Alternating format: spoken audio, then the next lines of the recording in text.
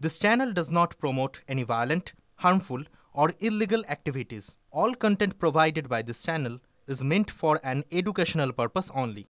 প্রশ্ন হচ্ছে যে এই ভাতাটা কিসের পারপাসে, অধিকার কি, টাকাটা আসবে কোত্থেকে, কিসের আধারে দিতে পারছেন উনি ভাতা, আর কতদিন দেবেন? তারা তো চাকরি পেয়েছেন সারা জীবনের জন্য, 30 বছর 35 বছর চাকরি করবেন, ততদিন কি ভাতা থাকবে? নাকি মমতা ব্যানার্জি যতদিন থাকবেন ততদিন ভাতা থাকবে? আর যারা টিচার তারা কি দোষ করলেন? তারাও তো পড়াশোনা করে, তারা ভালো স্টুডেন্ট, বেশি পড়াশোনা করেছেন তাই টিচার হয়েছেন, তাদেরকে কেন ভাতা দেওয়া হচ্ছে না, সাজা দেওয়া হচ্ছে? এই প্রশ্নের উত্তর কে দেবে? সরকার যেটা করছে, এই ধরনের ডিপ্লোমেসি বা যে দেশ বেয়াড়া হয় তাকে আর টাইট দেওয়ার জন্য কিছু রাস্তা আছে। প্রথম এইরকম তাদের সঙ্গে সম্পর্ক ছেদ করা, তাদেরকে ভাতে মারা এবং দেখিয়ে দেওয়া যে আমরা সহজে কিছু ছাড়বো না। এখন সবাই বলছে আক্রমণ করা, অনেক সাজেশন দিচ্ছেন, যুদ্ধ ইত্যাদি। যুদ্ধ দুনিয়াতে কেউ চাইছে না এখন, কিন্তু যে এই ধরনের দেশের সঙ্গে থাকা, পড়োশি এরকম হয় সবসময় আপনার বিপদ, আপনার ঝামেলা আছে, তাকে ধীরে ধীরে বুঝিয়ে দেওয়ার চেষ্টা করতে হবে। এটা হয়তো একটা স্টেপ, এরপরে আরও এগোবে সরকার। প্রশ্ন হচ্ছে যে এই ভাতাটা কিসের পারপাসে, অধিকার কি, টাকাটা আসবে কোত্থেকে, কিসের আধারে দিতে পারছেন উনি ভাতা, আর কতদিন দেবেন?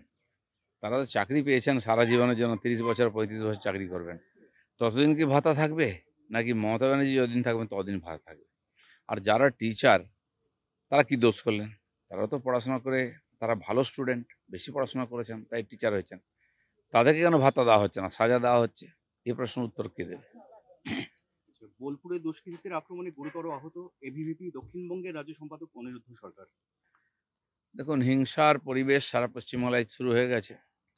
আর আইন শৃঙ্খলা বলে কিছু নাই।